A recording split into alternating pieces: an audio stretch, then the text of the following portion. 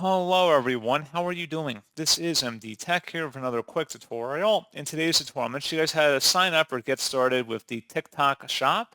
So this should hopefully be a pretty straightforward process, guys, for initiating that process on the TikTok shop for creator feature. And without further ado, let's go ahead and jump right into it.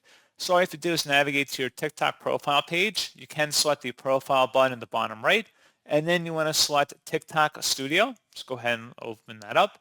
Underneath monetization, you want to select TikTok Shop for Creator. Go ahead and left click on that.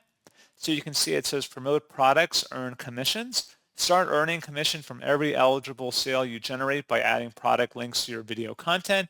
And assuming you're eligible to apply, meaning that you meet the community guideline requirements from TikTok, as well as you're at least 18 years old, you can select the apply button down here, and then you can go ahead and sign up for this. So pretty straightforward process, guys. And as always, thank you for watching. I do hope I was able to help you out, and I do look forward to catching you all in the next tutorial. Goodbye.